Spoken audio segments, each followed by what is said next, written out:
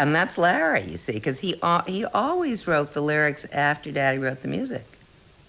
It's a beautifully, beautifully made song. And it is as clever and as simple, deceptively simple, as anything in Schubert. And also it's great to have a love song which is so dark and also so sort of rueful and thwarted. But that, what happened there, you had a great little musical idea married to the hopeless, doomed romanticism of Larry Hart.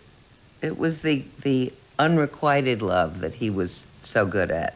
Unrequited love's a bore is one of his lines. Nevertheless, that's what Larry probably felt all his life, and that message always came through. Is your figure less than Greek? Is your mouth a little weak when you open it to speak? Are you smart? But don't change one hair for me. Not if you care for me. Stay, little Valentine, stay.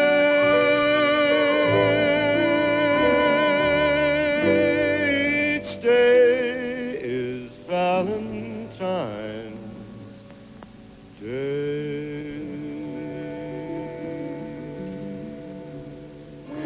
In Hollywood, the studios had discovered an audience for musicals. Seduced by the security of a motion picture contract were Broadway veterans Harold Arlen and Yip Harburg. Beating off strong competition, they landed the plum job of writing the score for MGM's The Wizard of Oz.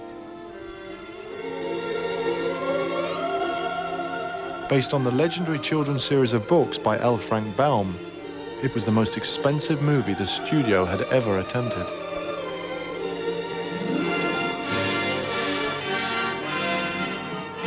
The production was beset with problems from the start.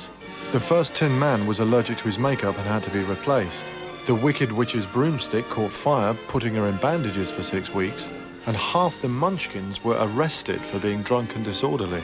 There was even last-minute confusion over the lead role. Initially slated for the infant darling of Hollywood, Shirley Temple, the part of Dorothy eventually was passed to the young Judy Garland. The studio had wanted Jerome Kern to write the songs, but as fate had it, he wasn't available, and Yip and Harold got to put the words on Judy's lips. They'd finished the whole score for the movie Wizard of Oz, but there was no great big ballad, and Harold just felt they needed a big song for Judy Garland, and so he couldn't think of a thing, and he gave up and he asked his wife to drive him out to, they were going to go into Hollywood to see a movie. He went for a ride. He says to his wife, Anya, that they should go to see a movie at Grauman's Chinese Theater. And as they were going by Schwab's drugstore, he then says to Anya, stop, I just must jot this down. She stopped the car, and a melody came into his head, the first few bars of what we now know as Over the Rainbow. He called Yip Harburg, the lyricist, and he played it for him, and Harburg said, I don't like it. He said, that's not a song for a little girl in Kansas. Harburg thought it was too operatic for the show. And it was too sort of almost hyperbolic. They couldn't agree on it. So they called Ira Gershwin over. Ira Gershwin had gone to school with Yip Harburg. They were best friends. Ira was famous for not liking to do ballads. He liked rhythm numbers. So I think Yipper felt this will work for my side of the bargain now. And so they went to Gershwin's house and on Roxbury Drive. And they went in and Harold played what he had of Over the Rainbow. And Ira said, that's a great tune. And so Harburg bit the bullet and said it. Someday I'll wish upon a star and wake up where the clouds are far behind me, where trouble bubbles melt like lemon drops away above the chimney tops. That's where you'll find me. Somewhere over the rainbow, bluebirds fly. Birds fly over the rainbow. Why then, oh, why can't I? Of course, the problem with Over the Rainbow was that the studio people didn't want it. They felt when they had a preview the first time, they said it's too slow. And also it's filmed in a barnyard. There's nothing glamorous about a barnyard.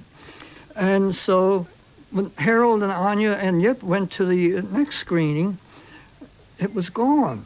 And when he went to the previews of the movie and the song wasn't there, he was extremely disappointed.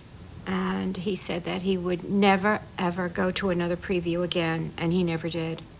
Arthur Freed, then, who was practically the director of the movie, went to the front office and said, "You got to put that song back in. It's really great." Freed argued to the point where I think he threatened to quit. So the song went in, and as everybody knows, it won the Academy Award. So Harold was right. Here we go. But Arlen and Harburg's innocent song of hope was to take on a more adult meaning as American troops entered the Second World War. It became an anthem for soldiers overseas dreaming of going home. Judy Garland's yearning interpretation had a poignancy that also seemed to predict her own tragic life, which would end in a fatal drugs overdose. Somewhere over the rainbow, way up high, there's the land that I heard of once in a lullaby. The song has sort of developed this strange half-life out of the context of the musical. It's so much become a sort of theme tune to Judy Garland. Mark Doty, the American poet, described Judy Garland very memorably as an amalgam of glamour and damage, which I think is fantastically accurate. And also that song is the theme tune for an amalgam of glamour and damage, it seems to me. If happy little bluebirds fly beyond the rainbow, why, oh, why can't I?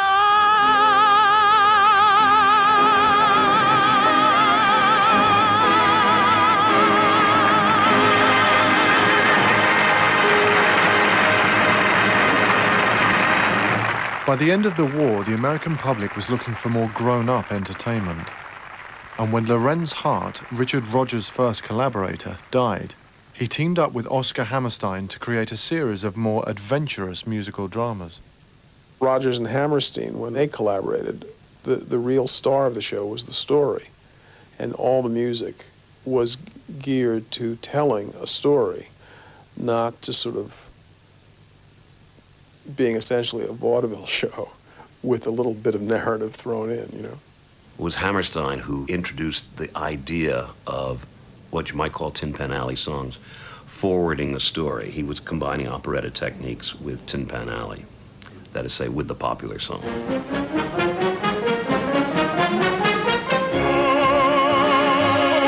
Oklahoma, where the wind comes sweeping down the plain, and the waving beat can sure smell sweet when the wind comes right behind the rain. Oklahoma, every night my honey lamb and I sit around and talk. Every syllable seemed to further the plot. Truly integrated show. And it was wonderful. I mean, it changed the whole face, the whole nature of musical theatre. And therefore, a lyric writer suddenly became a dramatist overnight. He wasn't just writing love songs. He was, you know, taking the role of playwright. Well, see, it's all right with me.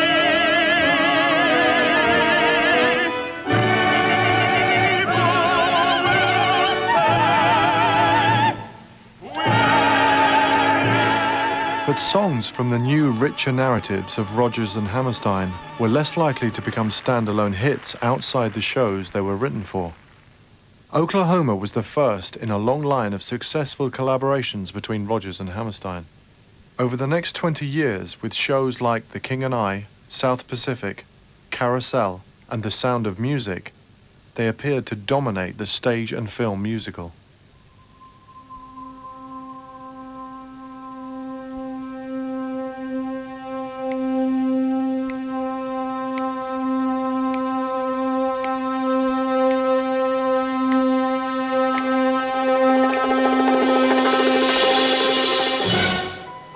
In 1957, Broadway would be challenged by a whole new approach to the musical.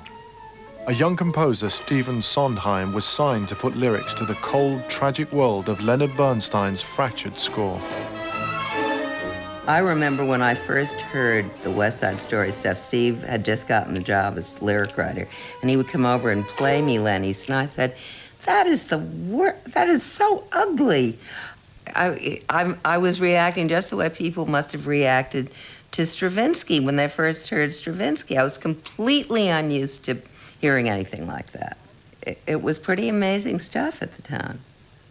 There's a place for us, somewhere a place for us. Peace and quiet and open air wait for us somewhere.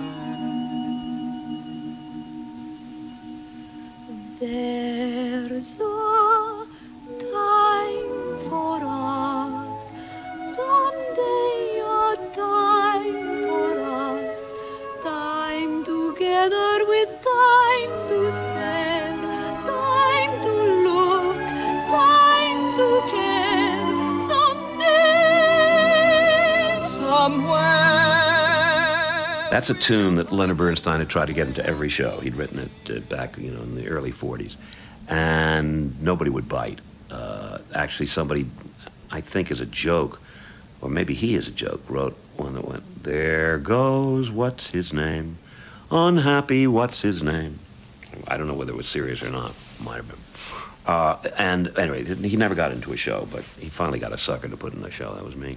Well, you take a tune like that, you can't set it with anything gracefully anyway, anything but one-syllable words, because there are so few notes in the melody, which is one of the reasons he'd never been able to get a satisfactory lyric for it. Well, somewhere is no more satisfactory than there goes what's his name. A friend of mine used to refer to it as the song.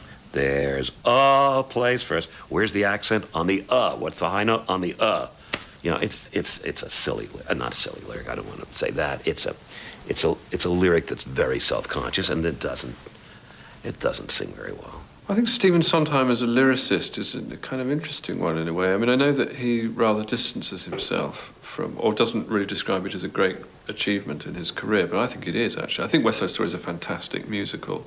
And Somewhere, I think, is a very interesting song, harmonically.